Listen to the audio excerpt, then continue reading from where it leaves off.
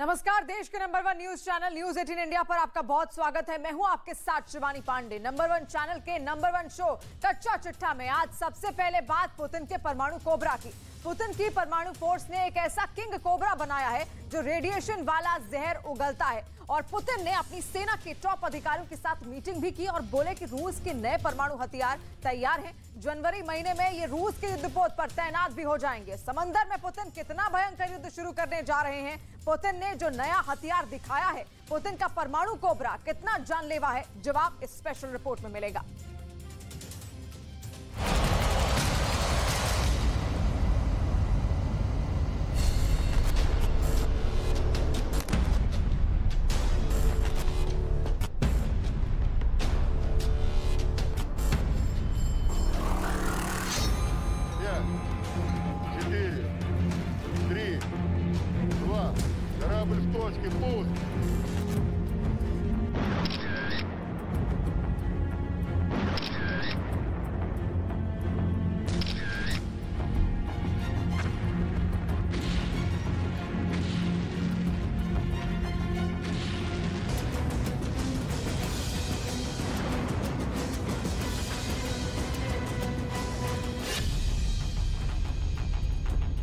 क्या यूक्रेन युद्ध का अगला चरण ठीक ऐसा ही होने वाला है?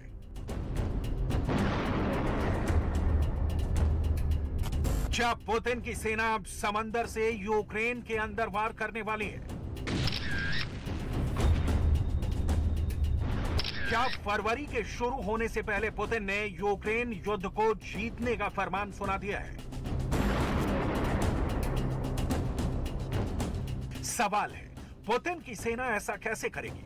जो काम पिछले 10 महीने में नहीं हुआ वो अब 3 महीने में कैसे होगा? जवाब है रूस का नया परमाणु हथियार।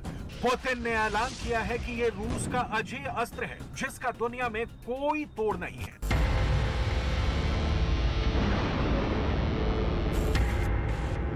रूस की इस नई मिसाइल का नाम क्या है? इस मिसाइल पर पुतिन को क्यों इतना गुमान है, इसे सिलसिलेवार तरीके से समझाएंगे। लेकिन सबसे पहले ये जान लीजिए कि पुतिन ने रूस के न्यूक्लियर फोर्स को परमाणु युद्ध की तैयारी और बढ़ाने को बोला है। В целом баланса сил в мире. В этом году уровень современных образцов вооружения в стратегической ядерных силах уже превысил 91%. Продолжается перевооружение полков РВСН на современный ракетный комплекс с гиперзвуковой боевой частью «Вангард».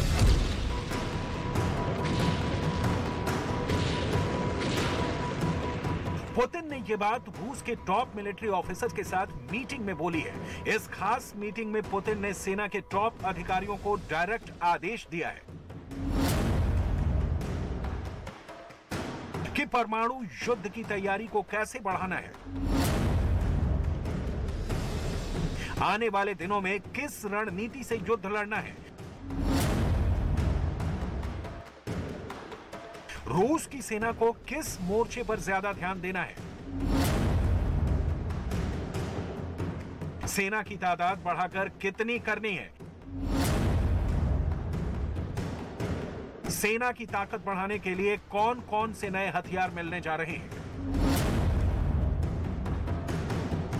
नए हथियारों की तैनाती कहां होनी है। Продолжают поступать ракетные комплексы «Ярс». Продолжим развитие уникальных по своим характеристикам, не имеющих никаких аналогов в мире, гиперзвуковых комплексов, ракетных комплексов. В начале января следующего года на боевую службу выйдет фрегат «Адмирал» флота Советского Союза «Горшков» с новейшими, еще раз повторю, не имеющими никаких аналогов в мире гиперзвуковыми ракетными системами морского базирования. पुतिन ने रूस के सैनिकों की संख्या को बढ़ाने का फैसला लिया है। लगातार बढ़ती चुनौतियों को देखते हुए पुतिन ने सेना में सैनिकों की तादाद 3.5 लाख से बढ़ाकर 15 लाख करने का बहुत बड़ा फैसला किया है। इसके साथ ही पुतिन ने रूस की सेना को आदेश दिया है कि वो अपनी परमाणु युद्ध की तैयारी को बढ़ाए, ज़िरकॉन हाइपरसोनिक मिसाइलों के इस्तेमाल के लिए तैयार हो। फिनलैंड और स्वीडन के साथ लगी सीमाओं पर सेना के नए पोस्ट बढ़ाए जाएंगे। पुतिन के सबसे नए ऑर्डर का एक एक करके पोस्टमार्टम करेंगे, लेकिन सबसे पहले रूस के उस ज़िरकॉन मिसाइल को जान लीजिए जिसका नाम लेकर पुतिन ने दुनिया को डराने की नई धमकी दी है। पुतिन का कहना है कि रूस की नौसेना के पास जनवरी की शुरुआत में नई हाइपरसोनिक ज़िरकॉन क्रूज मिसाइलें होंगी। ये वो हथियार है जिसे मॉस्को ने हाल ही में तैयार किया है। पुतिन ने इसका भी ऐलान कर दिया है कि नई ज़िरकॉन हाइपरसोनिक मिसाइल को जनवरी की शुरुआत में एडमिरल गार्श को फ्रिगेट पर लगाया जाएगा। एडमिरल गार्श को रूस की नौसेना के नॉर्थ फ्लीट का वॉरशिप है। ज़िरकॉन से लैस होने के बाद रूस की नौसेना का दुनिया में कोई मुकाबला नहीं होगा।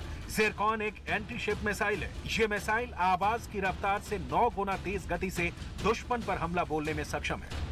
इसकी रफ्तार 11,000 किलोमीटर प्रति घंटा है। इसकी लंबाई करीब 30 फीट है। ये 1500 किलोमीटर की दूरी तक टारगेट को भेजने में सक्षम है।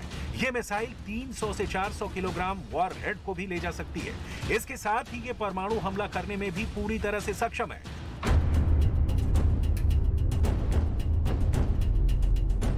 ज़िरकॉन मिसाइल रूस के उन 6 रणनीतिक हथियारों में से एक है जिसे सुपर वेपन्स के तौर पर रूस पेश करता है। ज़िरकॉन मिसाइल को पुतिन रूस का अजेय शस्त्र क्यों करार दे रहे हैं? इसका जवाब इस मिसाइल की चकमा देने वाली कलाबाजी में छिपा है। Повторяю, все намеченные планы, безусловно, будут выполнены. Арсенал средств должен быть в боевых отделениях, взводах, ротах, батальонах. Я хочу обратить внимание министра обороны, начальника генерального штаба, всех командиров, которые здесь представлены.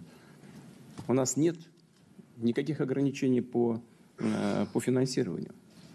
Страна, правительство дают все, что армия просит. Все. Надеюсь, что ответ будет должным образом сформулирован и соответствующие результаты. रूस का दावा है कि ज़िरकॉन मिसाइल अमेरिका की एयर डिफेंस सिस्टम को भी चकमा दे सकती है। रूस का दावा तो यहां तक है कि ज़िरकॉन मिसाइल अमेरिका के सबसे एडवांस एयरक्राफ्ट कैरियर को भी डुबो सकती है। आखिर Zircon missile air defence system की पकड़ में क्यों नहीं आएगी, इसे समझ लीजिए। सुपरसोनिक मिसाइल तेज रफ्तार के साथ जमीन से काफी कम ऊंचाई पर उड़ती है। इस वजह से रडार इसे पकड़ नहीं पाते। इसके उलट बैलिस्टिक मिसाइल की रफ्तार सुपरसोनिक मिसाइलों से कम होती है और ये अधिक ऊंचाई पर उड़ती हैं, जिसके चलते ये रडार की पकड़ में आ जाती हैं।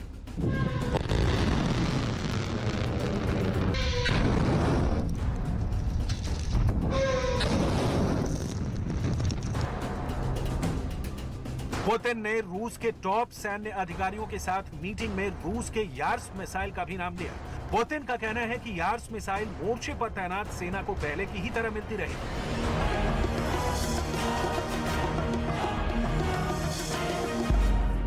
यार्स मिसाइल सिस्टम का 3 मूवमेंट पुतिन की सेना हाल ही में दुनिया को दिखा चुकी है। पहला मूवमेंट, दूसरा मूवमेंट, तीसरा मूवमेंट। आपकी जानकारी के लिए बता दें कि ये रूस की न्यूक्लियर मिसाइल है।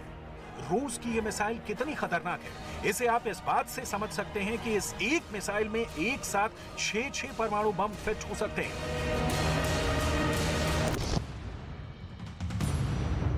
देखिए परमाणु बम से लोडेड यार्स मिसाइल कैसे टारगेट को साधती है, कैसे दुश्मन के रेडार से खुद को छिपाकर मार करती है।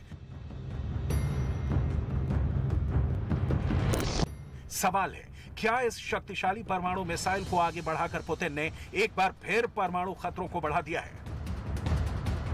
क्योंकि जमीन से मार करने वाली किसी भी परमाणु मिसाइल को ठीक ऐसे ही साइलों में फिट किया जाता है।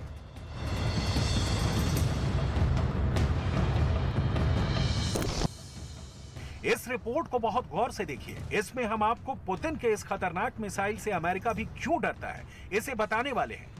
साथ ही उन 3 साइलों की पक्की लोकेशन बताने जा रहे हैं जहां इस परमाणु मिसाइल को सेट किया गया है। इस एक मिसाइल से रूस यूरोप में या फिर अमेरिका में कहां तक न्यूक्लियर निशाना साध सकता है, इसे भी बताएंगे। सबसे पहले यह जान लीजिए, यह मिसाइल जब हमला करती है तो कैसे कहर बरपाती है।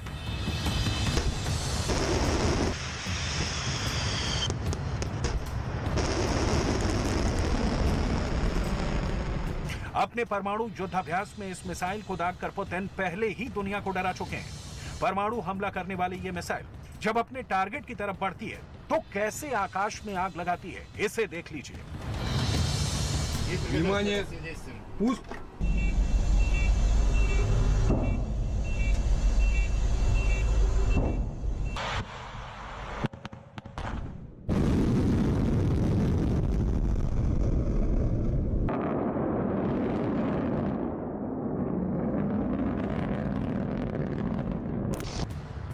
ये रूस की यार्स मिसाइल है, जिसे अमेरिका में RS-28 यार्स मिसाइल के नाम से जाना जाता है।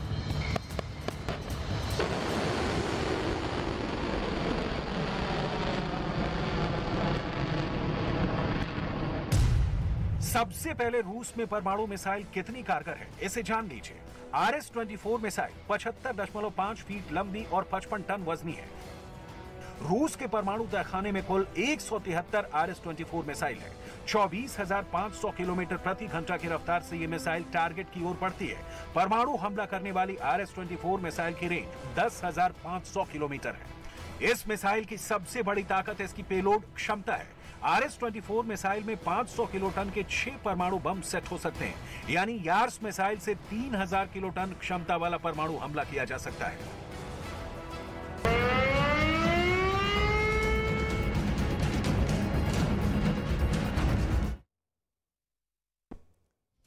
आखिर ऐसी क्या वजह थी कि रूस यूक्रेन जंग के ठीक 300वें दिन ज़ेलेंस्की को अमेरिका जाना पड़ा?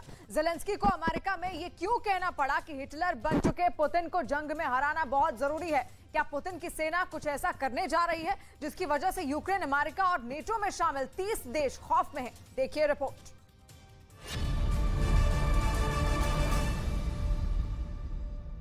हुर्रा!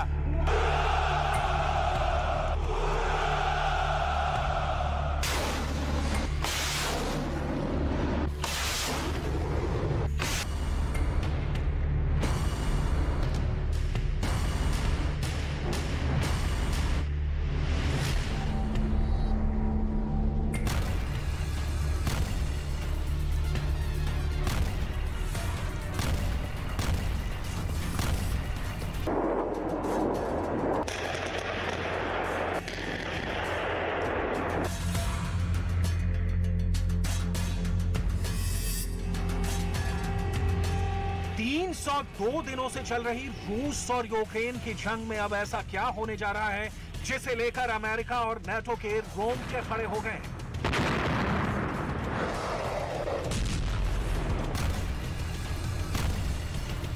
आखिर जंग में अब ऐसा क्या होगा जिसकी वजह से राष्ट्रपति ज़ेलेंस्की को भागकर अमेरिका जाना पड़ा है?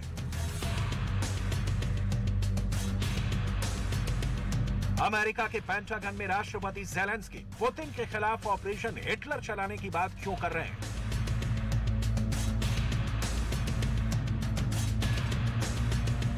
क्या यूक्रेन, अमेरिका और नेटो में शामिल 30 देश पुतिन के सेकेंड वर्ल्ड वॉर फॉर्मूले से घबरा गए हैं?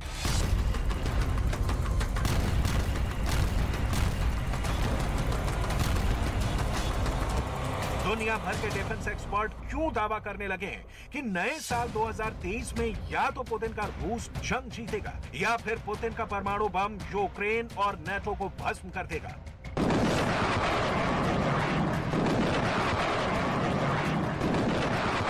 क्या यूक्रेन और रूस की जंग आउट ऑफ कंट्रोल होने जा रही है?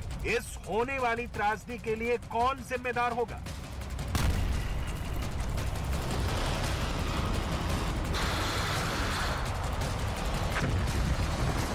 Я и так сейчас думаю. И сейчас так думаю. И то, что происходит, это, конечно, трагедия. Наша общая трагедия. Но она не является результатом нашей политики. А наоборот. Это является результатом политики других стран. Третьих стран, которые всегда к этому стремились. К дезинтеграции русского мира. रूसी हमले शुरू होने के बाद पहली बार यूक्रेन के राष्ट्रपति ज़ेलेंस्की देश से बाहर निकले हैं और सीधे अमेरिका पहुंचे। अमेरिकी राष्ट्रपति जो बाइडेन ने ज़ेलेंस्की का जोरदार स्वागत किया। दोनों की गर्मजोशी और उत्साह में घबराहट भी साफ देखी जा सकती है, क्योंकि पिछले 10 महीने से यूक्रेन पर पुतिन की रॉकेट आर्मी ने भारी तबाही मचाई।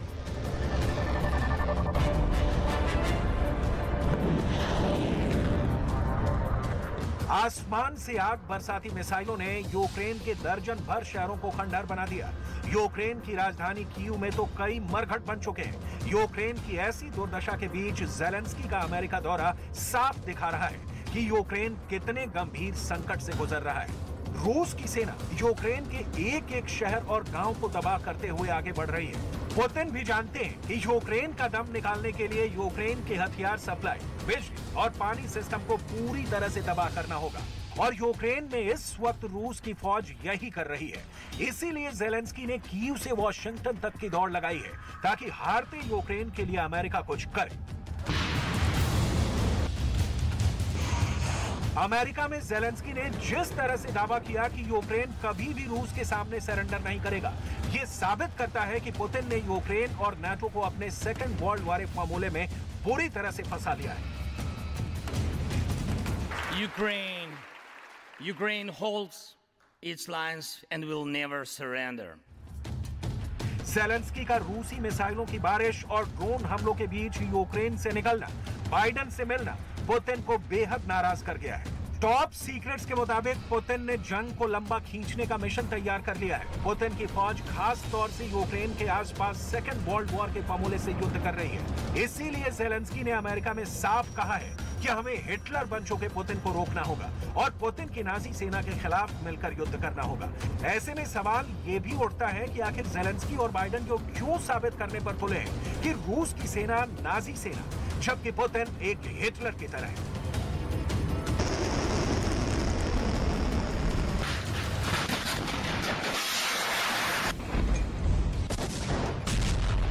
असल में इसके पीछे पुतिन और उनके टॉपर जनरलों का वो वर्ल्ड वॉर 2 फॉर्मूला है जिसने ज़ेलेंस्की के यूक्रेन को जहन्नुम बना रखा है।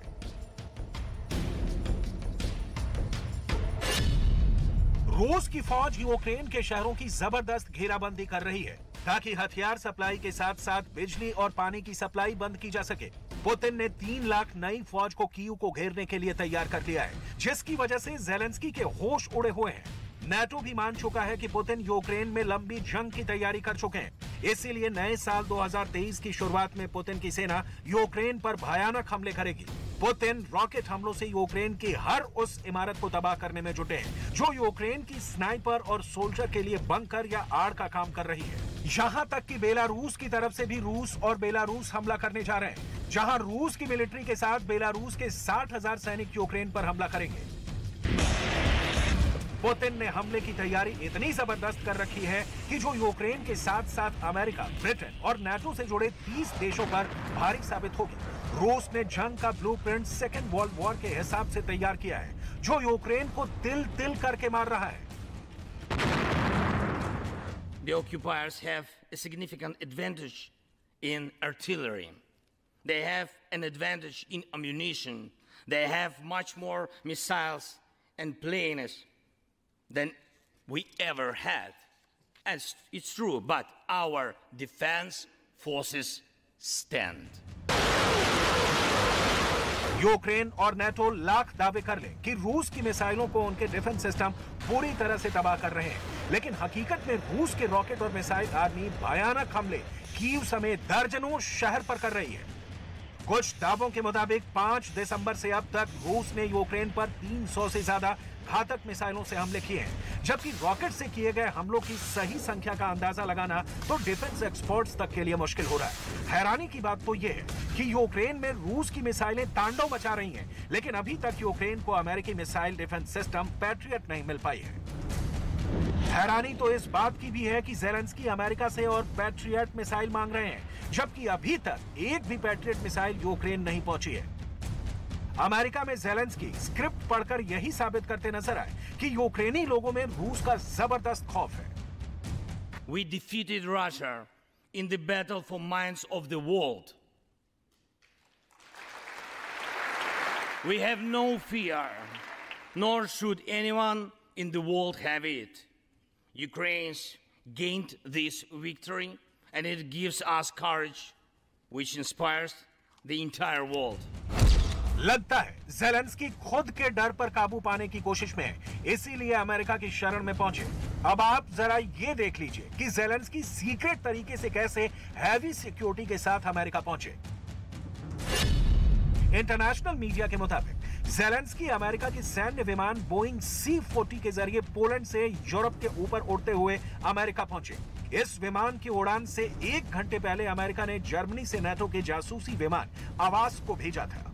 अमेरिका को रूस की समुद्र में गश्त लगा रही पनडुब्बियों से बड़ा खौफ था। इस वजह से पूरे मिशन ज़ेलेंस्की को बहुत ही गोपनीय रखा गया था। ज़ेलेंस्की का विमान ब्रिटेन के ऊपर से होकर गुजरा था। इस दौरान अमेरिकी वायुसेना के F-15 फाइटर जेट उसके साथ मौजूद थे, जो ब्रिटेन के एक एयरबेस से उड़े थे। अमेरिका का F-15 फाइटर जेट परमाणु बम को भी गिराने में सक्षम है। रूस यूक्रेन में बम और बारूदों की तस्वीरें जितनी डरावनी है, उससे ज्यादा खौफ भरने वाली तस्वीरें चीन से आ रही हैं, जहां कोरोना से होने वाली मौतों से लाशों का अंबार लग गया है। आज आपको चीन का एक ऐसा वीडियो दिखाते हैं जिसे देखकर आपकी कपकपी छूट जाएगी। ये वीडियो खुफिया कैमरे पर शूट किया गया है और ये स्टिंग ऑपरेशन वाला वीडियो आपको जरूर देखना चाहिए, जिसमें कोरोना का बेहद दर्दनाक सच सामने आता है।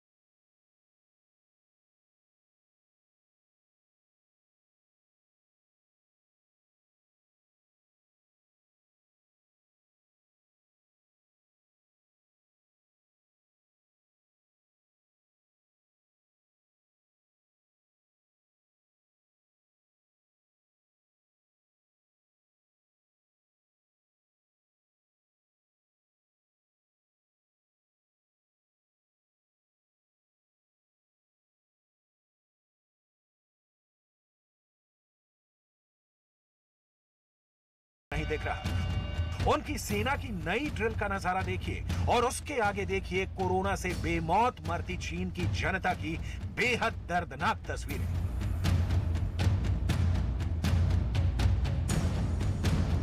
दुनिया को दर्द, मौत और मातम देने का खेल कैमरे में कैद है। ये वीडियो एक जहरीले सच को छुपाने की बेजा ख्वाहिश है। शी जिनपिंग एक्सपोज हो चुके हैं। चीन के इस वीडियो को आज बहुत गौर से देखने और समझने की जरूरत है। इस बेहद खुफिया वीडियो को बहुत बच बचाकर शूट किया गया है। चीन की पीपल्स लिबरेशन आर्मी को अगर इसकी भनक भी लग जाती तो कैमरा पर्सन को मौत की नींद सुला दिया जाता। शी जिनपिंग कोरोना की लाशों के अंबार को दुनिया से छुपाने की कोशिश कर रहे हैं। सच ये है कि एक बार फिर चीन कोरोना महामारी का प्रलय झेल रहा है। दूसरे कई वीडियो भी इसी तरह से चीन से आ रहे हैं, जिन्हें देखकर एक बार की कोई डर जाए कि क्या चीन से डेडली कोरोना लहर चलने ही वाली है। चीन से कोरोना की 2020 से अब तक यानी 3 सालों में चीन और कोरोना एक दूसरे के पर्याय बन चुके हैं। चीन पहली बार झूठ नहीं बोल रहा है। कोरोना पर शी जिनपिंग का सफेद झूठ कई बार बेनकाब और बेपर्दा हो चुके हैं, लेकिन हया हो तब तो दुनिया को कोरोना से आगाह कर चीन वाहवाही भी लूट सकता था और कोरोना महामारी से लड़ने में दुनिया का साथ भी निभा सकता था। लेकिन लोकतांत्रिक राह पर नहीं, बुलेट और बारूद के सहारे चलने वाली चीन की सरकार समझती कहां है। शी जिनपिंग लगातार तीसरी बार राष्ट्रपति बनने के बाद एक ऐसे शासक के रूप में सामने आए हैं जिसकी तह में तानाशाही है।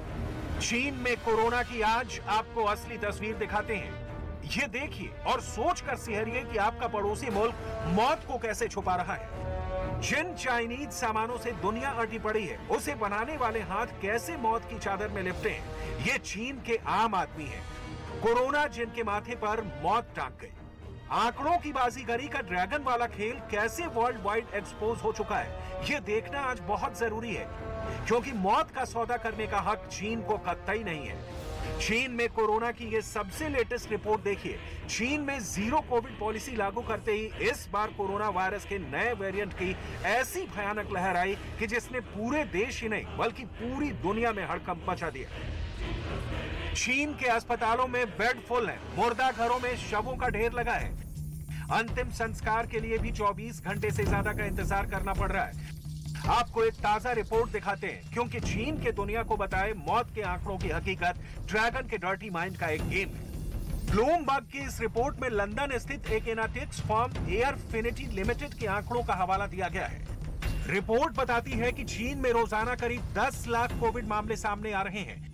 साथ ही 24 घंटे में 5000 लोगों की मौत हुई है। इस रिपोर्ट में कहा गया है कि जीरो कोविड नीति को जब से हटाया गया है तब से ही ओमिक्रॉन का नया वेरिएंट ज्यादा आक्रामक हो गया है। इसकी वजह से अगले एक महीने के अंदर नए केसेस की संख्या 3.7 लाख तक हो सकती है। मार्च में ये आंकड़े 42 लाख तक पहुंच सकते हैं।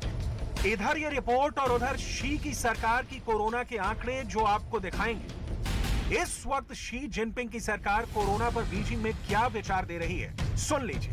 क्योंकि कोरोना पर चीन में एक बार फिर फजीहत हो रही है। देने के लिए दलील नहीं तो चीन के प्रवक्ता गाल बजा रहे हैं। BQ1 和 SBB 已经传入我国，我国呢近3个月来已经监测到 BF7、BQ1、SBB 这个传入我国，一共是发现近3个月有130多个奥密克戎的亚分支输入我国，同时呢这50个亚分支引起关联的本土病例或者爆发流行，就包括这个 BQ1 和 SSBB。चीन में कोरोना का ग्राफ आपको दिखाते हैं, क्योंकि ऐसा नहीं है कि कोरोना डायन अचानक आ धमकी और एक बारगी चीन के आम आदमी को निगलने लगी। हालात धीरे धीरे खराब हुए हैं। शी सरकार की नीयत पर सवाल खड़ा करना जरूरी है। ये पूछना जरूरी है कि छुपाकर शी जिनपिंग दुनिया को क्या कोरोना की मौत मारना चाहते हैं। आपको दिखाएंगे कि चीन के कोरोना को लेकर अब तक का क्या स्टैंड रहा है और उस पर दुनिया भर में कैसे शी जिनपिंग की बेइज्जती हुई है। पहले ये डेटा देख लीजिए। 1 दिसंबर 2022 को चीन में कोरोना के कुल 3,23,686 केस थे। यह आंकड़ा 6 दिसंबर को 3,45,529 पर पहुंच गया, जबकि 10 दिसंबर को यह आंकड़ा 3,60,734 हो गया। 15 दिसंबर को चीन में कोरोना के कुल मरीजों की संख्या 3,71,918 हो गई, तो 20 दिसंबर को यह आंकड़ा 3,83,175 तक पहुंच गया। यहां आपको चीन को लेकर विश्व स्वास्थ्य संगठन की रिपोर्ट भी जरूर देखनी चाहिए, जिसमें कहा गया है कि चीन में अब तक 1 करोड़ से ज्यादा मामले सामने आ चुके हैं। इस वायरस की वजह से 31,378 लोगों की मौत हो चुकी है। चीन के अलावा दुनिया के कई देशों में BF.7 फैलना शुरू हो गया है। मतलब किसी भी स्रोत को खंगाल लीजिए, एक बात साफ है कि चीन में कोरोना का कहर जारी है। शी जिनपिंग की सरकार दुनिया से इस सच को छिपा रही है ताकि मुल्क की कोरोना को लेकर फिर बदनामी शुरू ना हो जाए। लेकिन शी जिनपिंग का कच्चा चिट्ठा पूरी दुनिया के सामने है। ब्लूमबर्ग वाली रिपोर्ट की डिटेल देख लीजिए। इसके बाद चीन कोरोना को लेकर क्या डेटा दिखाता है उसकी डिटेल दिखाएंगे। चीन की राजधानी बीजिंग में संक्रमण दर 50% से अधिक हो सकती है। यहां तक कि सबसे अधिक प्रभावित क्षेत्रों में यह तादाद 70% से अधिक हो सकती है। रिपोर्ट में कहा गया है कि स्थिति गंभीर है। ओमिक्रॉन वेरिएंट से तुलनात्मक रूप से कम लोगों की मौत होती है, लेकिन चीन में ऐसा नहीं हो रहा है। यहाँ की बुजुर्ग आबादी पर कोरोना काल बनकर टूटा है। हालांकि इसके जहरीले पंजे में करीब करीब हर उम्र वर्ग के लोग हैं। चीन ने नवंबर में अपनी सख्त जीरो कोविड नीति को समाप्त कर दिया और तब से चीन में कोरोना में तेजी आने लगी। रिपोर्ट के मुताबिक 104 डिग्री बुखार वाले बुजुर्ग मरीज के पास अस्पतालों के बाहर 6 घंटे इंतजार करने या फिर घर जाने का विकल्प है। कई घर जाने के विकल्प को चुन रहे हैं, लेकिन चीन की जारी की गई कोरोना रिपोर्ट को देखिए। कुल 3,89,306 नए case, 3,030 total death, 5,241 new death, 528। चीन में कोई भी ये नहीं मानता है कि मरने वालों की संख्या इतनी कम है, क्योंकि कई लोगों ने परिवार के बुजुर्ग सदस्यों या पड़ोसियों की मौत देखी है। चीन में सिर्फ न्यूमोनिया या सांस लेने में परेशानी से होने वाली मौतों को कोरोना से मरने वालों की लिस्ट में शामिल किया जाता है। इस लिहाज से मृतकों की संख्या अपने आप कम हो जाती है। जबकि पाबंदियों में ढील दिए जाने के बाद संक्रमण के मामलों में बढ़ोतरी से पूरा चीन इस वक्त घबराया हुआ है। इस बार चीन में मचे कोविड-19 के कोहराम की वजह से इस वायरस के नए वेरिएंट BF.7 को जिम्मेदार माना जा रहा है। हेल्थ एक्सपर्ट्स का कहना है कि यह वेरिएंट इतनी तेजी से फैल रहा है कि इसकी वजह से चीन में संक्रमित लोगों की तादाद का आंकड़ा 80 करोड़ तक पहुंच सकता है और अगले 3 महीनों में यानी मार्च 2023 तक 5 से 20 लाख लोगों की मौतें हो सकती हैं। हेल्थ एक्सपर्ट के मुताबिक कोरोना की नई लहर की पीक 22 जनवरी तक चल सकती है और इसके बाद हालात सामान्य होने शुरू होंगे। हमेशा की तरह इस बार भी चीन पर कोरोना के नए वेरिएंट BF.7 के आंकड़ों को छिपाने का आरोप लगा है, लेकिन दुनिया के सामने चीन के कोरोना मरीजों की जो तादाद सामने आई है वो डराने वाली है। एक आंकड़े के मुताबिक दिसंबर महीने में ही चीन में कोरोना का कहर साफ दिखाई दे रहा था। देश में बढ़ते कोरोना के मामलों पर चुप्पी साधने वाला चीन भी अब ये मान रहा है कि उसके देश में ओमिक्रॉन के 2 नए सब वेरिएंट की वजह से ये वायरस तेजी से फैल रहा है। लेकिन चीन के स्वास्थ्य विभाग के डायरेक्टर का यह कहना है कि ये वेरिएंट बाहर से उनके देश में आया है, ना कि इसकी उत्पत्ति चीन में हुई है। WHO यानी विश्व स्वास्थ्य संगठन की रिपोर्ट के मुताबिक अब तक दुनिया के सामने कोरोना के alpha, beta, gamma, delta, Omicron, lambda और MU यानी 7 वेरिएंट सामने आ चुके हैं। हर वेरिएंट के कई सब वेरिएंट भी मौजूद हैं। WHO यानी विश्व स्वास्थ्य संगठन ने कोविड-19 वायरस को 2 तरह से क्लासिफिकेशन किया है। पहला वेरिएंट ऑफ कंसर्न, दूसरा variant of interest. Alpha, beta, gamma, delta और ओमिक्रॉन को वेरिएंट ऑफ कंसर्न में रखा गया है। वहीं लैम्बडा और MU जैसे वेरिएंट को वेरिएंट ऑफ इंटरेस्ट में क्लासिफाई किया गया है। वैश्विक स्तर पर देखें तो पिछले 7 दिनों में कोरोना के 35 लाख से ज्यादा मामले सामने आए हैं और 10,307 लोगों की मौत हुई है। WHO के मुताबिक चीन में जो ओमिक्रॉन का सब वेरिएंट BF.7 कहर बरपा रहा है, वो BF.7 भारत में भी दस्तक दे चुका है। इंस्काकॉग डेटा के मुताबिक भारत में अब तक BF.7 के 4 केस मिल चुके हैं। भारत में गुजरात और ओडिशा में ये वेरिएंट मिला है। इनमें जुलाई में 1, सितंबर में 2 और नवंबर में 1 केस सामने आए थे।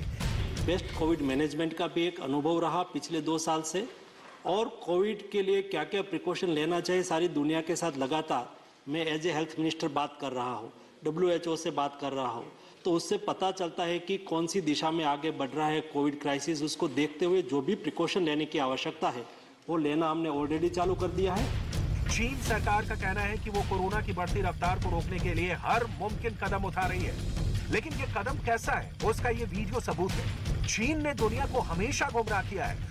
कोरोना महामारी अब तक दुनिया के करीब 7 लाख लोगों की जिंदगी ले चुकी है, लेकिन चीन की मोटी चमड़ी पर इसका कोई असर नहीं दिखता। सबूत नंबर 1, आपने इसका सबूत नंबर 1 इस स्टिंग वीडियो में देखा जहां लाशों का पहाड़ खड़ा है। अब सबूत नंबर 2 देखिए, वुहान वाला सच चीन ने छुपाया। वुहान में दुनिया भर के रिसर्चर और साइंटिस्ट को नहीं जाने दिया गया। सबूत नंबर 3, विश्व स्वास्थ्य संगठन के अधिकारियों को चीन में कोरोना की हालत देखने से रोका। सबूत नंबर 4, चीन में कोरोना से होने वाली मौतों में शी जिनपिंग की सरकार ने हेराफेरी की।